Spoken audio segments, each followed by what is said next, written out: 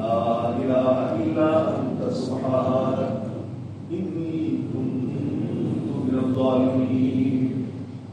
আল্লাহ তুমি তো মাবুদ, আর তো কোনো মাবুদ নাই, ইবাদত তোমার করি, আর তো কারো করি না। নত মস্তক তোমার সামনে হই, আর কারো সামনে মস্তক নত করি না। কপাল লাগাইলে তোমার কদমে লাগাই, আর চুপটাও লাগাই না। বিপদে পড়লে ডাক কারে দিব তুমি ছাড়া, আর তো ডাক দেওয়ার কেউ নাই। আর কারে ডাকতে বলে মালিক তোমারে ডাক দিলাম, লা ইলাহা ইল্লা আনতা সুবহানাকা। আমার মাওলার ওয়াদা অন্য কারো কথা না, আমার মালিকের ওয়াদা। ইউনূস আলাইহিস সালাম ডাক দিলেন, লা ইলাহা ইল্লা আনতা সুবহানাক। আল্লাহ তুমি তো মাবুদ, আর কোনো মাবুদ নাই, তুমি পুত পবিত্র, দোষ সব আমার। ইন্নী কুনতু মিনাজ জালিমিন, আমি তোমার একজন জালিম বান্দা। আল্লাহ তুমি আমার রক্ষা করো। আল্লাহ পাক বলেন, ফাস্তাজাবনা লাহু, আমি আল্লাহ তার ডাকে সাড়া দিলাম। সুবহানাল্লাহ, আমি আল্লাহ তার ডাকে সাড়া দিলাম। ওয়া নাজ্জাইনাহু মিনাল গাম, আমি তাকে মহা টেনশন থেকে মুক্তি দিয়ে দিলাম। তারে শুধু মুক্তি দিচ্ছি তাই না, ওয়াদাও ঘোষণা করে দিচ্ছি। আল্লাহ পাক বলতেছেন, ওয়াদাও ঘোষণা করে দিচ্ছি। ওয়া কাযালিকা নুনজিল মুমিনিন, আজকের জন্য না, কিয়ামত পর্যন্তের জন্য সমস্ত মুমিনদের জন্য আমি মাওলার ওয়াদা, আমি আল্লাহ তাদেরকে মুক্তি দিয়ে দেব। সুবহানাল্লাহ, ডাক দিবে আমার, ডাকটা দিবে আমার। আসসালামু আলাইকুম ওয়া রাহমাতুল্লাহি ওয়া বারাকাতুহু। ওয়া আলাইকুম আসসালাম।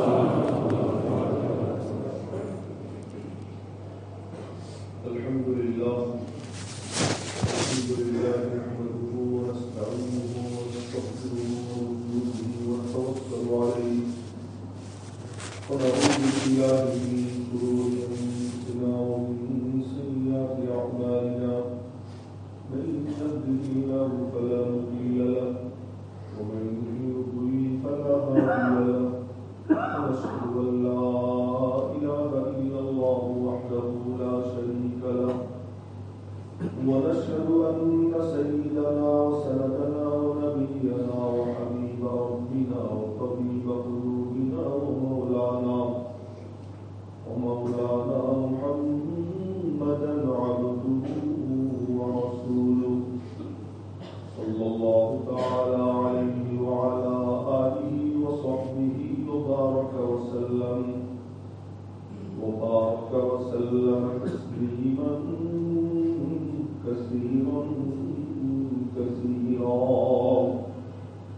أما بعد، فأعوذ بالله من الشيطان الرجيم.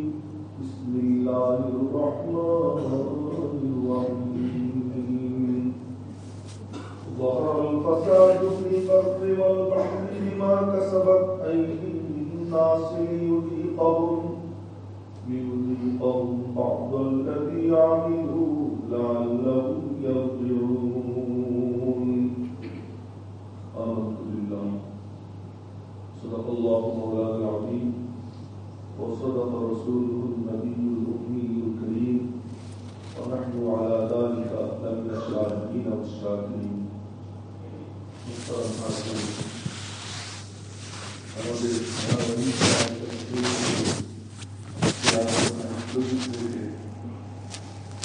বিশেষ বিষয়ের উপর আলোচনা করা অপরিহার্য হয়ে পড়েছে। বিষয় আপনাদের সকলেরই জানার বিষয়, তা হল গোটা বিশ্ব আজ থরথর করে কাঁপতেছে এবং সারা বিশ্ব স্থবির হয়ে গেছে একটা মাত্র ভাইরাস। এ পর্যন্ত ভাইরাস অনেক আসছে, এ পর্যন্ত অনেক মহামারী দেখা গেছে। সে সমস্ত মহামারীতেও হাজার হাজার মানুষ মারা গেছে, লাখ লাখ মানুষ মারা গেছে, কিন্তু এমন আতঙ্কজনক পরিস্থিতি ইতিপূর্বে আর কখনো সৃষ্টি হয়েছে বলে আমার মনে হয়।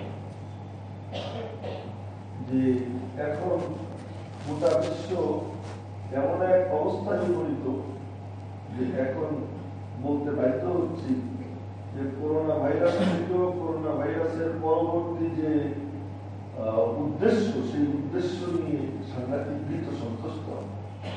সেটা হল করোনা ভাইরাসকে কেন্দ্র করে আজ আমাদের ইমানের উপর পর্যন্ত হামলা হওয়া শুরু হয়ে গেছে, আমাদের বিশ্বাসের উপরে হামলা হওয়া শুরু হয়ে গেছে।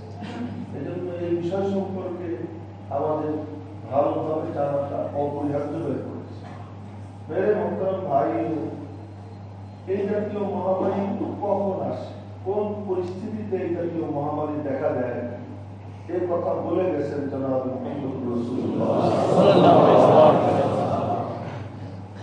মানুষ দুই বলে, এক পথ যারা যুক্তি নির্ভর, যুক্তিতে বিশ্বাস, আর এক দল লোক যারা দ্বীনে বিশ্বাস।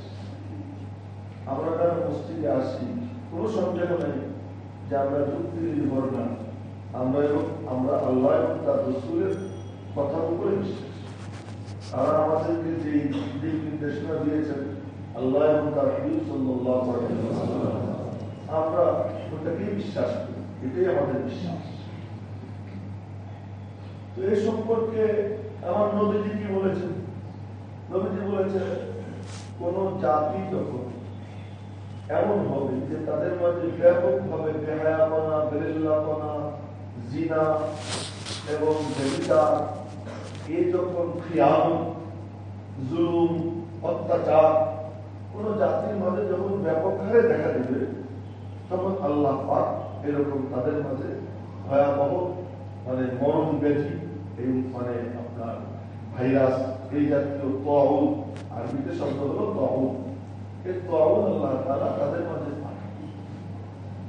আপনারা সবাই জানেন যে এই বর্তমান ভাইরাসটা সর্বপ্রথম এর উৎপত্তি হয়েছে চীন, এবং চীনের থেকে এটা লাভ দিয়ে গেছে ইতালি, ইরান, কোরিয়া, সেখান থেকে স্পেনে, আমেরিকাও কিছু দেখা যায়, এরপরে মিডল ইস্টের কোনো কোনো জায়গায় কিছু কিছু দেখা যায়। এখনো পর্যন্ত যদি আমরা ভালো করে ছোট থেকে তাকাই, খোঁজ খবর দিতে দেখবো যে বিশ্বের মধ্যে সবচেয়ে নিরাপত্তম অঞ্চল মুসলিম অঞ্চল, এবং এই রোগে সবচেয়ে কম আক্রান্ত মুসলমান। এবং যারা মারা গেছে তাদের যদি খতিয়ান আমরা নেই, তদন্ত করি, তাহলে দেখবো যে মুসলমানদের সংখ্যা খুবই সীমিত। সাধারণত অসুখ বিসুখে অবর মারা যায়। বাংলাদেশে মাত্র একজন মারা গেছে, সে লোকটাও কেমন 70 ঊর্ধ্ব বয়স, হার্টের রোগী, ওপেন হার্ট সার্জারি হয়েছে, তার ডায়াবেটিস, হাঁপানি, বহু রোগে আক্রান্ত। এই একটা মাত্র লোক বাংলাদেশে মারা গেছে। এ পর্যন্ত আমরা সংখ্যা ধরি না, খবরে যা জানতে পারছি, একজন মাত্র মানুষ মারা গেছে। তো কি হয়েছে, তার জানাজা নেই,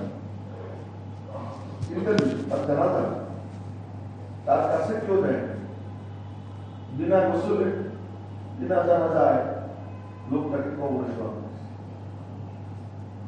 যদিও মাসআলা আছে যে 3 দিন পর্যন্ত কবরের পাশে জানাজা করে দেওয়া যায়। তো এই মেসেজ যদি তাদের কাছে যায়, তারা আপনজনরা যদি এরকম তার কবরের পাশে জানাজার ব্যবস্থা করে, অন্তত লোকটা জানাজা ছাড়া গেছে এটা আর বলা যাবে না, জানাজা সবই সে কবরের সব বলা যাবে। তো এই চীনে এই মহামারী দেখা দিচ্ছে। চীন কেমন আপনারা জানেন যে তাদের মধ্যে বেহায়াপনা, বেরিল্লাপনা কোন পর্যায়ে, এটা কারো অজানা। জালেম কোন পর্যায়ে, বিশ্বের মধ্যে যদি জুলুমের জালেম হিসেবে যদি প্রতিযোগিতা হয়, তাহলে হয় 1 নয় 2 এর অবস্থা। আমার মনে হয় একই হবে যে কমিউনিস্ট শাসিত দেশ, তাদের স্বেচ্ছাচারিতা কোন খবর বাইরে পরিবেশন করার সামর্থ্য কোন সাংবাদিকের, এমন একটা দেশ চীন। বেহায়াপনা, বেরিল্লাপনা চরম। জালেম কোন পর্যায়ে, যে তারা ইসলামকে একটা ব্যাধি হিসেবে আখ্যা দিচ্ছে। ইসলাম একটা ব্যাধি, এর চিকিৎসা দরকার।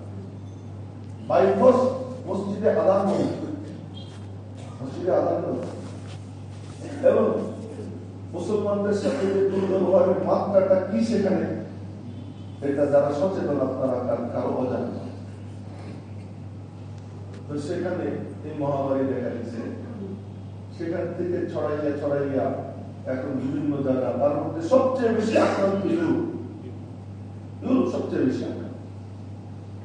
এখন আপনারা লক্ষ্য করবেন যে এর পরে প্রতিক্রিয়া কি, আর নবীজি কি বলে গেছে, আমার নবীজি কি বলে গেছে যে যখন কোন অঞ্চলে কোন মহামারী যখন দেখা দেওয়ার এই সম্ভাবনা দেখা দিচ্ছে, আকাশে মেঘ, প্রচন্ড মেঘ, মনে হচ্ছে ঘূর্ণিঝড় হবে, আমার নবীজি দৌড় দিয়ে মসজিদ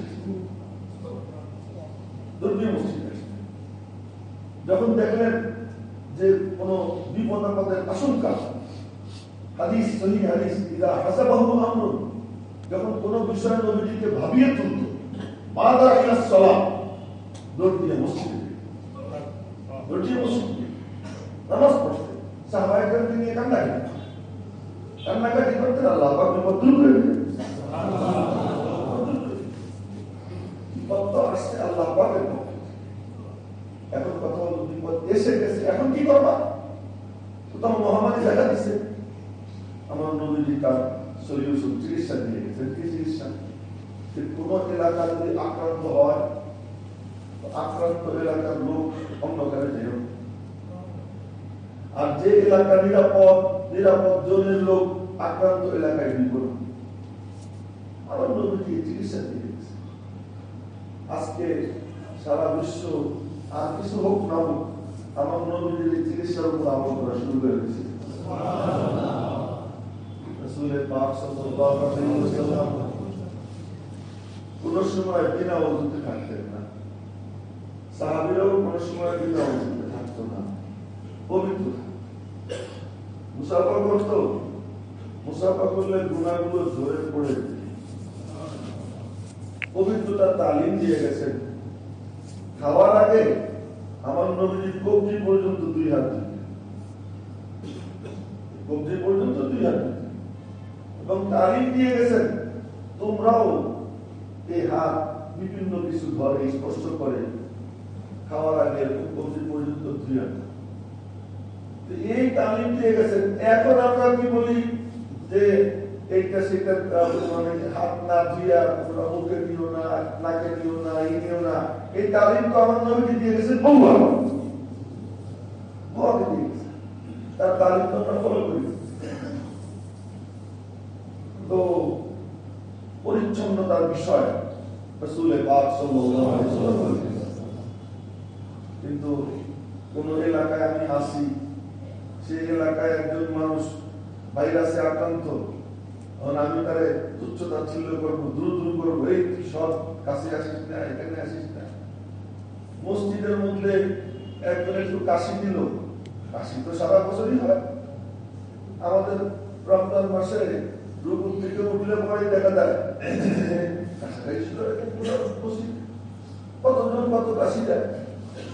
আমি শুনলাম যে আমাদের এই মসজিদে গতকাল একজন কাশি দিচ্ছে, সেই কাশিতে পাশের মুসল্লি, এই আপনার মধ্যে সব আলামত দেখা দিচ্ছে।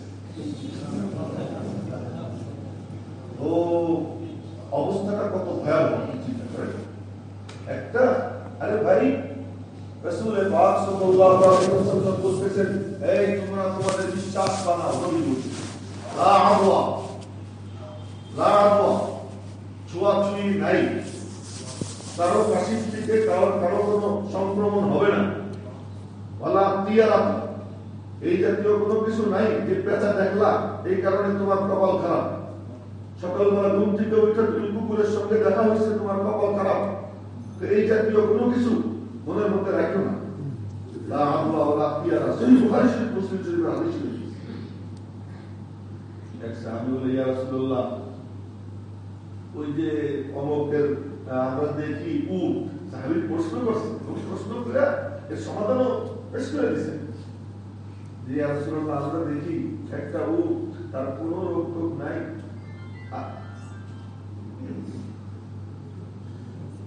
আর একটা উট সে তার দাউদ হয়েছে, কুষ্ঠ রোগে আক্রান্ত।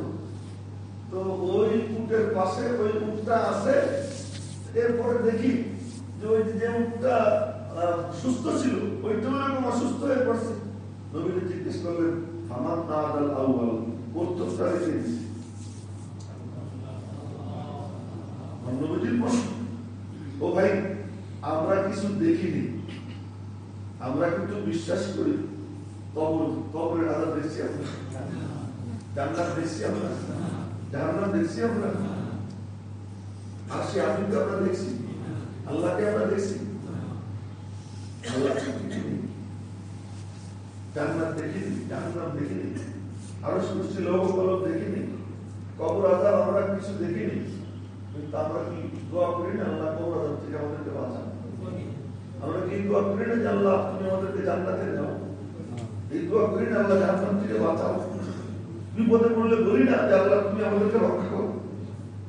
তো দেখি তো না, কিন্তু সবকিছু বলি কার কাছে? আমার মনে পড়ে আমাদের এই খান আতাউর রহমান বিল্ডিং এ থাকতেন মতলুবকুলি খান, এক ভদ্রলোক, বড় নেককার মানুষ। তার ছেলে আমেরিকায় অ্যাক্সিডেন্ট হইল এবং অ্যাক্সিডেন্ট হয়ে তার হাড়গুলো চূর্ণ বিচূর্ণ হয়ে গেছে, পায়ের হাড়, এই সমস্ত বডি তার তসতস হয়ে গেছে। সম্ভবত এই পিলার, এই মসজিদের এই 3 নম্বর পিলার, আমার মনে পড়ে এই পিলার, এই পিলারটা ধরে জড়াই ধরে মসজিদে এসে সে লোক হাওমাও করে কাঁদে। তার কান্না আমার এখনো চোখের সামনে ভাসে, সে কাঁদল। পরে সেই ছেলে দেশে আসছে, সুস্থ হয়েছে। ও মসজিদ তো এমন জায়গা যেখানে আসলে আল্লাহকে ডাকলে আল্লাহ পাক রব্বুল আলামিন মরারেও চিন্তা করে দেয়, চিন্তা করে দেয়। এমন সেই দৃশ্য আমার চোখের সামনে এখনো ভাসে যে উনি এসে মসজিদের পিলার ধরে কান্না শুরু করছে। তো আল্লাহকে দেখি, কিন্তু করনেওয়ালা আল্লাহ আমরা বিশ্বাস করি। নাস্তিকরা বলে মসজিদে যারা নামাজ পড়ে অন্ধবিশ্বাসী, যারা আল্লাহ আল্লাহ করে অন্ধবিশ্বাসী। এটা মিথ্যা, অন্ধবিশ্বাসী না। এখন আমি বলতেছি উল্টা কথা, আমরা আল্লাহকে দেখছি, আমরা আল্লাহকে দেখছি। কোথায় দেখছি? গাছের পাতায় দেখছি। আমরা আল্লাহকে দেখছি কোথায়? যখন মরে যেতে গেছি দেখি যে আমি বেঁচে গেলাম, তখন আমি আল্লাহকে দেখছি। আমার মনে আছে একবার বাইতুল মুকাররমের দক্ষিণ গেটে শাইখুল হাদিস আল্লামা আজিজুল্লাহ রহমাতুল্লাহ আলাইহি ইন্তেকাল করেছেন। ওনার ডাকে এক সমাবেশ ছিল, তো ওখানে টিয়ার গ্যাস সেল এটা মারলো, কাদানি গ্যাস মারলো, তো হুড়োহুড়ি চলতেছিল। কলাপসিবল গেটের সাথে আমি লেগে গেছিলাম। অন্তত 50 থেকে 60 জন মানুষের মানে চাপ আমার উপরে একসাথে পড়ছে। তখন আমি মৃত্যুকে সামনে দেখতেছিলাম। এরপরে দেখলাম যে ব্রিজ চলে গেছে আর আমি বের হয়ে চলে আসছি। তখন আমি দেখছিলাম যে আমার আল্লাহ আমার ওখানে টাইমে দেখছি। এরকম আমি একা না, আপনারা অনেকেই আপনাদের জীবনের পাতাগুলো উল্টে উল্টে দেখবেন, দেখবেন যে আল্লাহকে কতবার আপনারা দেখছেন, আল্লাহকে কতবার দেখছেন। এটা তো হলো আমার আপনার জিন্দেগির তাজরিবা। বাস্তবেও আমরা আল্লাহকে দেখছি। কেমনে দেখছি? জান্নাতও আমরা দেখছি। কেমনে দেখছি? আমি দেখিনি, কিন্তু আমার আব্বা আদম জান্নাতে থাকছে, আমার আব্বা আদম জান্নাতে থাকছে, আমার মা হাওয়া, আমরা দুজন কি জান্নাতে ছিলেন। আমাদের নবীজি মুহাম্মদ রাসূলুল্লাহ সাল্লাল্লাহু আলাইহি ওয়াসাল্লাম জান্নাত ঘুরে ঘুরে পুরোটা দেখছেন, আল্লাহ পাক দেখাইছেন। একবার দিবেন না, বহুবার নবীজি দেখছেন। জাহান্নাম আল্লাহ পাক নবীজি অনেকবার দেখাইছেন। আল্লাহ পাক নিজে দাওয়াত দিয়ে নিয়ে সাক্ষাৎকার দিয়েছেন আল্লাহ তাআলা নবীর সাথে। আল্লাহ পাক নবীজিকে আরশ কুরসি লৌহ কলম কি করছে? সুতরাং আমরা তো বিশ্বাস করি ছোঁয়াছুঁই নাই, ছোঁয়াছুঁই নাই। তবে নবীজি বলছেন বেটাগিরি দেখাইও না, বেটাগিরি দেখাইও না, বাড়াবাড়ি করো না। এই ও ভাইরাসে আমার কিছু হবে না, চল ওখানে ভাইরাস হচ্ছে, কি হয়েছে? আল্লাহ সব কিছু করে, আমি ওখানে যাবো। নবীজি বলছেন না, ফিররা মিনাল মাজজুম ফিরারাকা মিনাল আসাদ। যে কুষ্ঠরোগী যদি দেখো তাহলে বাঘ সিংহ দেখলে যেমন তুমি দূরে থাকো, কুষ্ঠরোগীর থেকে তেমন দূরে থাকো। কি ব্যাপার? যে এরকম ভাইরাস সাধারণত যে ভাইরাস একজন থেকে আরেকজনের কাছে যায়, ওই রকম ভাইরাসের সময় তুমি ব্যাটাগিরি দেখাইয়া ওই এলাকায় ঢুকো। একদিকে ঢুকতে নিষেধ করেছেন, একবারের ঘটনা হযরত ওমর ফারুক রাদিয়াল্লাহু তাআলা আনহু এক সৈন্যবাহিনীর সাহায্যের জন্য একদল বাহিনী নিয়ে রওনা হয়েছে। ওই বাহিনীর সেনাপতি ছিলেন হযরত আবু উবাইদা রাদিয়াল্লাহু তাআলা। যখন শুনলেন ওই এলাকায় মহামারী দেখা দিয়েছে, হযরত ওমর রাদিয়াল্লাহু তাআলা আনহু ওখান থেকে মানে মদিনা শরীফ রওনা দিয়ে দিয়েছেন, ওখানে যাবেন। তাহলে আবু উবাইদা রাদিয়াল্লাহু তাআলা আনহু বললেন, আফিরারাম মিন কাদারিল্লাহ, আল্লাহর তকদির থেকে পলাইতেছেন। কারে বলছেন? হযরত ওমর বলছেন কে? হযরত আবু উবাইদা। হযরত আবু উবাইদা কে? টপ 10 এর সদস্য, সেরা 10 জনের একজন। সেরাতে 10 সাহাবী, সেই সেরা 10 সাহাবীর এক সাহাবী হযরত আবু উবাইদা রাদিয়াল্লাহু তাআলা আনহু। উনি বলেন, আফিরারাম মিন কাদারিল্লাহ, আল্লাহর তকদির থেকে পলাইতেছেন। হযরত ওমর বলেন, না, নাফিরু মিন কাদারিল্লাহ ইলা কাদারিল্লাহ, এখানেও আল্লাহ তাকদীর, এটাও আল্লাহ।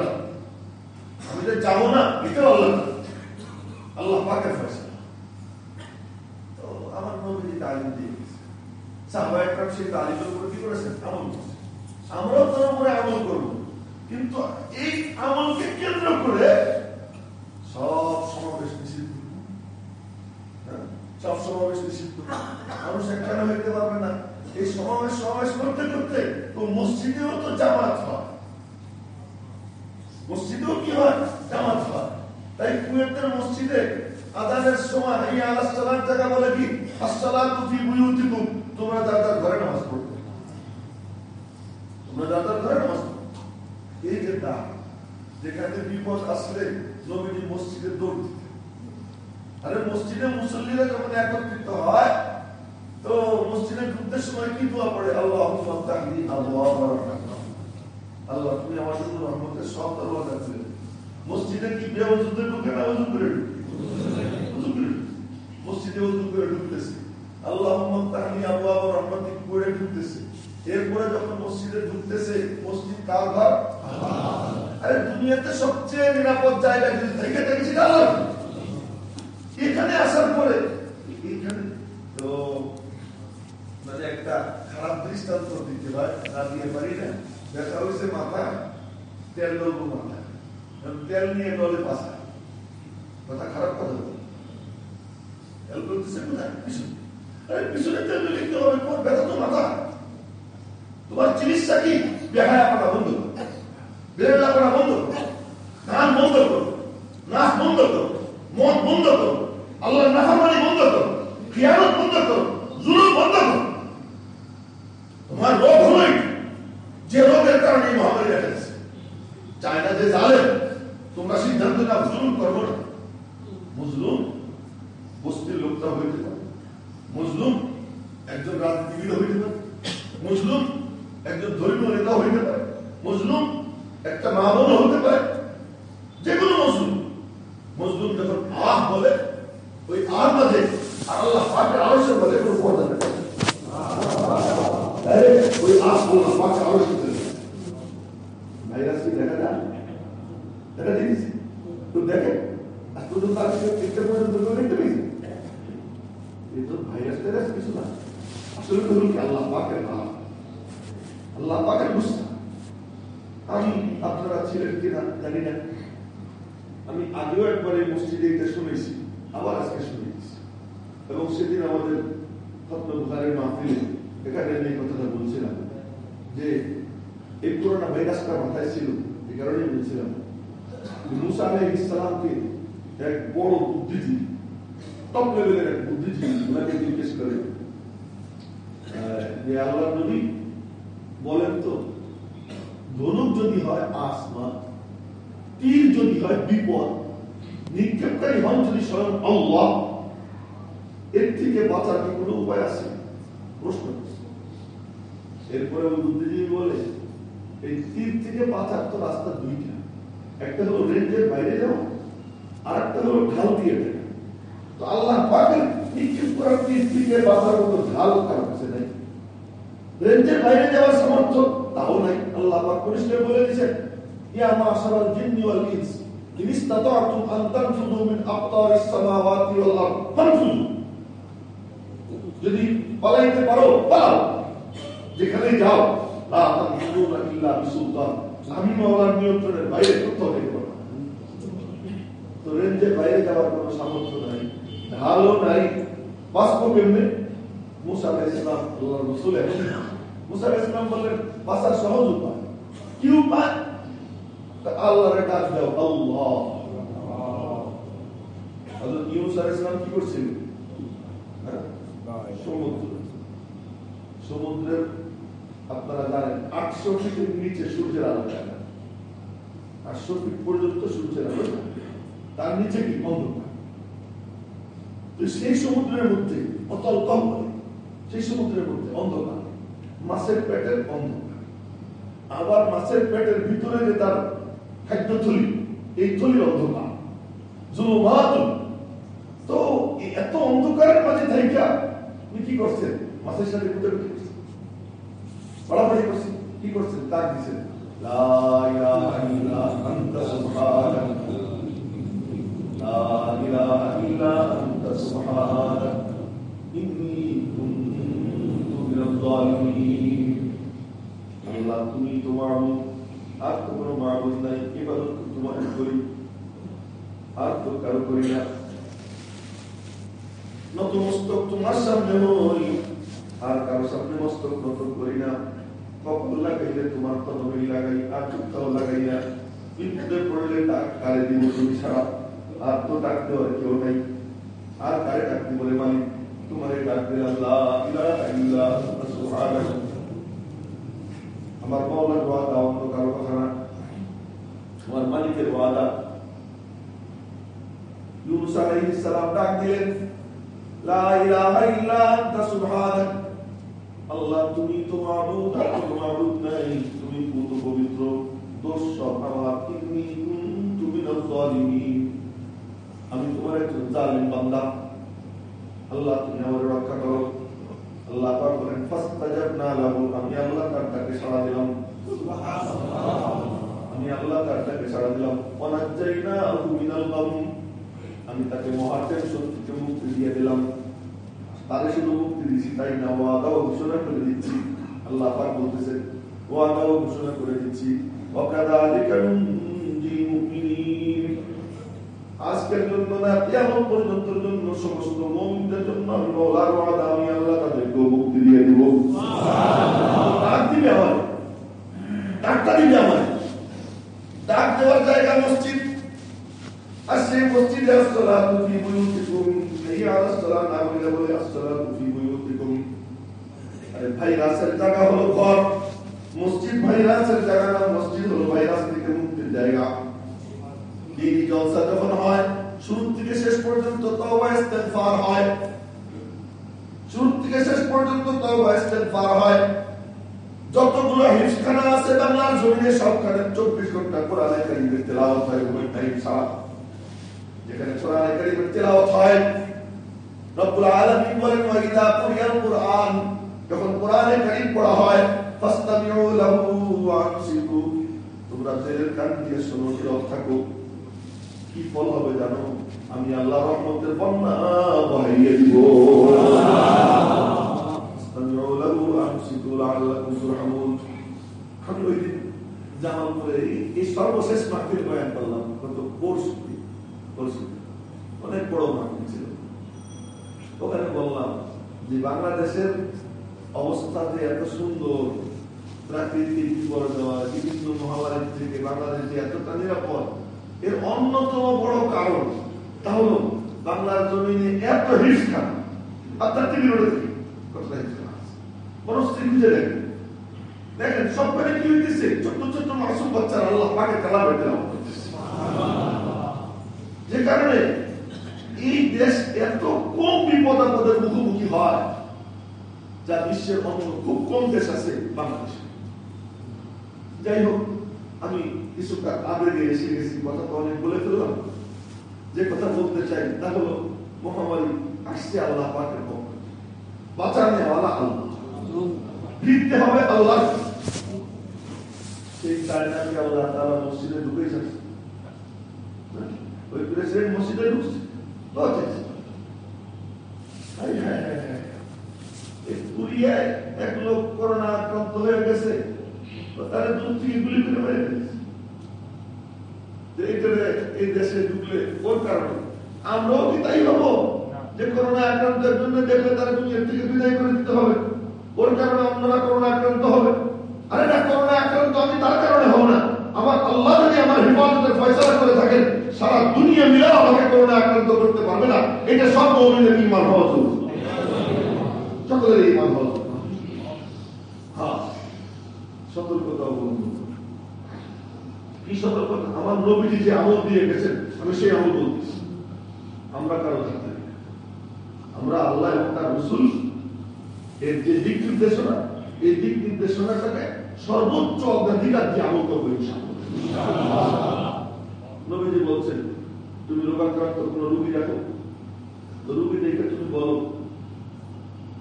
আলহামদুলিল্লাহিল্লাযী আফানি মিম্মা বতালাকা বিহি ওয়া ফাদ্দালানি আলা কাসীরিন মিম্মান খালাকা তাফদীলা। এগুলো নবীজি দোয়া শিখিয়েছেন। কোন রোগী দেখলে তুমি বলবা আলহামদুলিল্লাহিল্লাযী আফানি, ওই আল্লাহর শুকর যিনি আমাকে পরিত্রাণ দিয়েছেন, মিম্মা বতালাকা বিহি, যে রোগে তোমাকে আক্রান্ত করেছেন ওই রোগ থেকে আমাকে পরিত্রাণ দিয়েছেন, যদি আমি ওই রোগী না হই। আর আল্লাহ পাক আমাকে কত নিয়ামত দিয়ে রাখছেন, এই দোয়া করা সুন্নাত। যখন কোন রোগী আমি দেখ আল্লাহ পাকের শুকর আছে। এখন এই দোয়াটা আমার সাথে একবার বলেন, যার যার মুখস্থ হয় মুখস্থ করে না। আলহামদুলিল্লাহিল্লাযী আফানি মিম্মা বতালাকা বিহি ওয়া ফাদ্দালানি আলা কাসীরিন মিম্মান খালাকা তাফদীলা। এই এক দোয়া তাহলে দেখুন। আর নিজের ব্যাপারে একটা দোয়া, আল্লাহুম্মা আফিনি ফি বাদানি। আফিনি শব্দটা তো অনেকে জানা আছে। আল্লাহুম্মা আফিনি, আল্লাহুম্মা আফিনি ফি বাদানি, বাদানি মানে শরীর। আল্লাহুম্মা আফিনি ফি বাদানি, আল্লাহ আমার শরীরের ব্যাপারে তুমি আমাকে নিরাপদে রাখো। আল্লাহুম্মা আফিনি ফি সামঈ, আল্লাহ আমার কানের ব্যাপারে তুমি আমাকে নিরাপদ রাখো। আল্লাহুম্মা আফিনি ফি বাসারি, আল্লাহ তুমি আমার চোখের ব্যাপারে আমাকে নিরাপদ রাখো। এই দোয়াটাও নবীজি তালিম দিয়েছেন। এই দোয়াটা আমরা আমল করবো, খুব ছোট্ট দোয়া, একই শব্দ। আল্লাহুম্মা আফিনি ফি বাদানি, আল্লাহুম্মা আফিনি ফি সামঈ, সামঈ মানে কান, সামঈ মানে কান। আল্লাহুম্মা আফিনি ফি সামঈ, আল্লাহুম্মা আফিনি ফি বাসারি। এই আমল করব, এটা হলো নবীজির শেখানো আমল। আরেকটা আমল যেটা দৈনন্দিন প্রতিদিন আমরা করবো, সেটা হলো ফজরের পরে এবং মাগরিবের পরে 3 বার পড়ব বিসমিল্লাহিল্লাযী লা ইয়াদুররু মা ইসমিহি শাইউন ফিল আরদি ওয়ালা ফিস সামা ওয়া হুয়াস সামিউল আলীম। এই দোয়াটা ফজরের পরে 3 বার, মাগরিবের পরে 3 বার।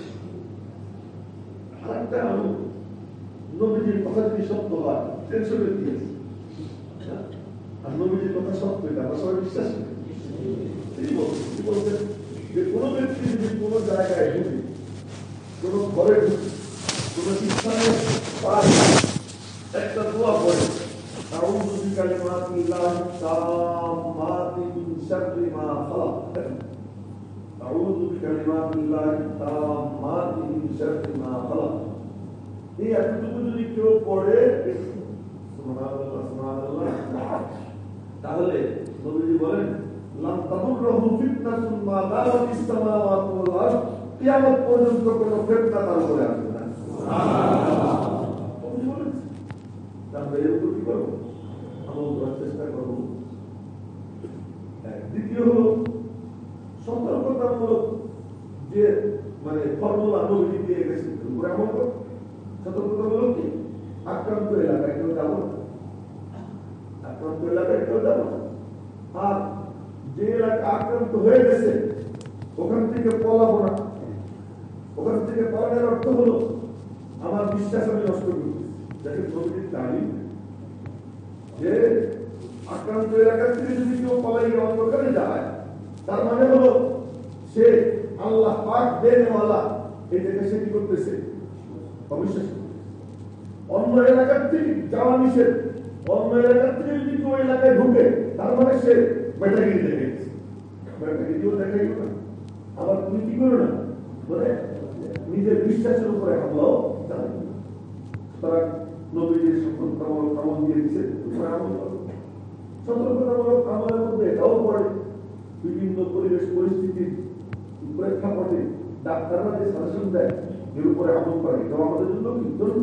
যদি সেটা শরীয়তের সাথে সংঘাতপূর্ণ না, এটা তো আমার পরিষ্কার মনে রাখবে, শরীয়তের সাথে সংঘাতপূর্ণ যদি না হয় তাহলে মাস্ক পরার কথা বলছে পড়ে, হাতে কি জেল লাগানো এটার কথা বলছে লাগে, কিন্তু মনে রাখে এইটা দেনেওয়ালাকে মদত করেওয়ালাকে, কিন্তু এটার উপর আমরা কি মাসুল করবো, যত্ন থুতু ফেলবো না। এটা কোনো শুধু তাদের কথা, এটা শুধু নবীজির কথা। যেখানে সেখানে থুতু কেন ফেলবো, যেখানে সেখানে আবর্জনা কেন ফেলবো? হাসি আসছে, নবীজি বলছেন হাসি যদি আসে, দেখেন তো আজকে আমরা একজন হাসি দিলে কি করি, আর আমার নবীজি কত আগে তালিম দিয়ে গেছেন, এমিয়া হাসি আসলে তুমি হাসি সময় মুখে কিছু একটা দেওয়া আপন। আচ্ছা তখন দেখুন তো কেমন তালিম, যে হাসির সময় মুখে কিছু একটা দেওয়া, কেন? হাসির মাধ্যমে ভিতর থেকে অনেক কিছু সবসময় বের হয়, এখন সবসময় বের হয়। এই জন্য হাসি দেওয়ার পরে কি বলতে হয়? আলহামদুলিল্লাহ। তার মানে আমি ঝামেলার থেকে মুক্তি পাইলাম।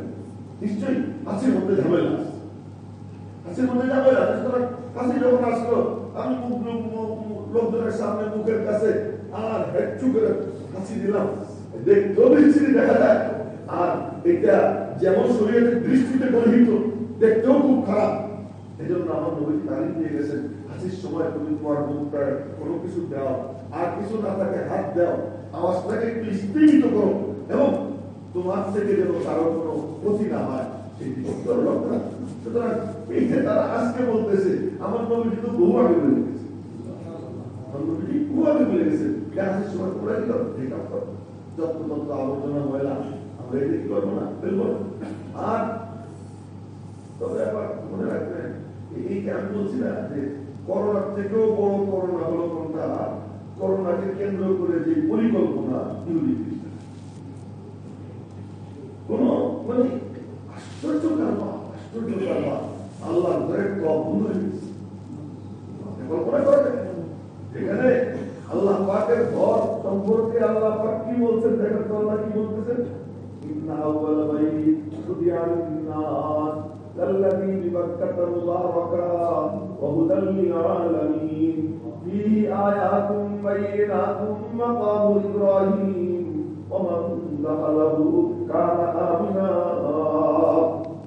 আমার মালিক বলতেছেন সর্বপ্রথম ঘর যা মানুষের কল্যাণের জন্য, শুদিয়া লিন-নাস, লিন-নাস মানে কল্যাণের জন্য, সেই ঘর কি লাল্লাযী বিবাক্কাতা মুবারাকান ওয়াল ফারহানা কাবা ওহুদাল লিল-আলামিন, সারা জাহানের জন্য হেদায়েত। ফীহি আয়াতুম বায়িনাত, এই ঘরে গেলে আমার স্পষ্ট নিদর্শন দেখতে পাবা, ভালো করে তাকাইলে আমি আল্লাহরে দেখতে পাবা। ফীহি আয়াতুম বায়িনাত মাকামু ইব্রাহিম, মাকামে ইব্রাহিম সেখানে আছে। এরপর আল্লাহ পাক বলতেছে ওমান দাখালাহু কানা আমিনা, ওমান দাখালাহু কানা আমিনা, যে এখানে ঢুকবে আমি আল্লাহর নিরাপত্তায় সে এসে যাবে। সে নিরাপদ, তার কোনো সংশয় নাই, তার কোনো আশঙ্কা নাই, তার কোনো ভয় নাই, সে সম্পূর্ণ নিরাপদ। তো ওখানে ঢুকলে নিরাপদ। খ্রিস্টানদের ফর্মুলায় না, আমাদেরকে যুক্তি বিবরণ বৈজ্ঞানিক দৃষ্টিকোণ থেকে চলতে হবে। আর বৈজ্ঞানিক দৃষ্টিকোণ থেকে চলে তুমি করো না। এর আগ পর্যন্ত বিজ্ঞান চীনে ছিল না, এর আগ পর্যন্ত বিজ্ঞান স্পেনে ছিল না, এর আগ পর্যন্ত বিজ্ঞান ইতালিতে ছিল না। তো ওখানে কেমন ঢুকলো? ওখানে যখন ঢুকলো ঢুকেছে কে? আল্লাহ। আল্লাহ পাক তুমি যত কিছু কি করো, তাই বলি যে মুসা আলাইহিস সালাম যে জবাব দিয়েছে, ইউনূস আলাইহিস সালাম যে আমল করেছে, রাসূল পাক সাল্লাল্লাহু আলাইহি ওয়াসাল্লাম সর্বশেষ আমাদেরকে যে দিক নির্দেশনা দিয়ে গেছেন, বিপদ আসলে দরজা মসজিদে পড়ো, তুমিও তওবা ইস্তেগফার, আল্লাহর কাছে মাফ চাও। তার কারণ এটা আসছে কি কারণে? এটা আসছে হলো গুনাহ, নাফরমানির কারণে, ব্যভিচারের কারণে। বলেন আপনারা, আপনার বাংলাদেশে মানে বেশ্যাদের নাম দিছে যৌনকর্মী, এটা আপনারা আমার থেকে ভালো জানেন, নাম দিচ্ছে কি যৌনকর্মী। এই বামপন্থীর দল এখন দেখবেন সরকারকে বলবে এই কথা, এই নাস্তিকের দল এখন এই কথা বলবে, কি বলবে? এই হুজুররা নামাজ পড়ে বললো না, এই মাদ্রাসাতে এরকম ভাবে পড়ে কি হয়েছে, কিছু তো হয়নি, ওই সেই করোনা আক্রান্ত হইলেন, এই সমাবেশ বন্ধ করে দেন, এই ইস্তেমা বন্ধ করে দেন, ওয়াজ মাহফিল দিয়ে হয়নি, বন্ধ করে দেন। এই ভোটটি এখন পড়ানো শুরু হয়ে গেছে। সুতরাং করোনার থেকেও মহা করোনা, এই ব্যাপারে আমাদেরকে সাবধান থাকতে হবে যে আমরা, আল্লাহ পাক বলেন আমি এটা দিছি কি জন্য জানিস তোরা? কেন দিস আল্লাহ? ظهر الفساد في البر والبحر بما كسبت أيدي الناس। জলের স্থলে অন্তরিক্ষে সর্বত্র অশান্তির দাবানল আল্লাহ করে রয়েছে। তোমার স্থলেও দাও দাও করে আগুন জ্বলে, এখানে আগুন জ্বলে, ওখানে আগুন জ্বলে, সবখানে আতঙ্ক, ভয় ভয় ভয়। এই যে এক অবস্থা, এটা কি জন্য জানো?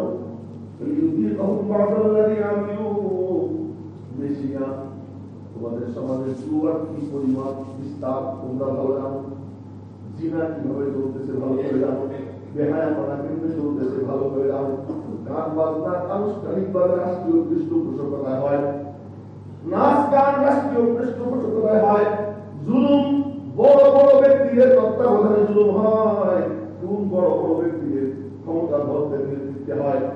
এই জাতীয় নাফরমানির এত বিস্তার, কিন্তু আমি আল্লাহ দিছি মাত্র সামান্য একটু দিছি। কেন? তোমরা যেন ফিরে আসো, নাফরমানি যেন ছেড়ে দাও।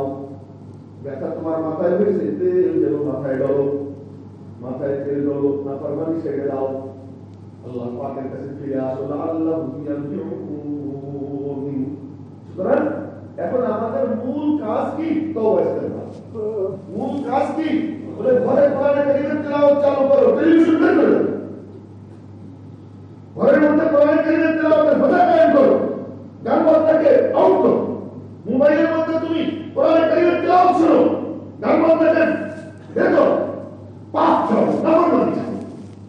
আল্লাহ পাক রব্বুল আলামিন ডাক দিয়েছেন তুমি ফেরো, কারণ তুমি উল্টা কি করতেছো? তার ঘরের থেকে পালাইতেছো। কি করতে তুমি জুমা জামাতের ব্যাপারে তুমি কথা বলতেছো, তুমি দিনী আলোচনার মজলিসের ব্যাপারে কথা বলতেছো। দিনী আলোচনা, দিনী ইস্তেমা যেখানে হয়, ওই ইস্তেমাটাকে রব্বুল আলামিনের পক্ষ থেকে নবীজি বলছেন, যখন কোনো কিছু মানুষ আল্লাহ আল্লাহ রাসূলের আলোচনার জন্য কোনো মিলন মেলা যায়, তো নবীজি বলেন এই ওই মিলন মেলা দেখলে তুমি তাড়াতাড়ি গিয়ে ওখানে বসো, উঠে জান্নাতে ঢুকো। সেখানে তুমি বলবা যে এই সম্পূর্ণ, হ্যাঁ নবীজি বলছেন যে ওই রকম আক্রান্ত অঞ্চলে তুমি যাও, কিন্তু এরকম ভাবে আতঙ্কজনক পরিস্থিতি সৃষ্টি করো যে সব ওই করোনা রুগী একটা। এখন মাশাআল্লাহ কি হয়েছে জানেন? আগে কখনো ওই বিদেশি কাউকে দেখলে আমাদের দেশের মানুষ সব গিয়ে যায় বসে গেছে সাদা সাদা কি এক জিনিস এসে এখন বিদেশি দেখলে দৌড়ে পড়ায়, সাদা সাদা দেখলে দৌড়ে করতেছে পড়ে গেছে। অবশ্যই একদিক থেকে অন্তত একদিক থেকে ভালো, কিছুটা তো অন্তত মানে বুঝ আসছে যে না এই সাদা সামরাজ্যের কাছে এদের মধ্যে এমন কিছু নাই। মেলার কথা ভিতরে ঘুরতেছে, সব কথা বলার সময় বলা যাবে।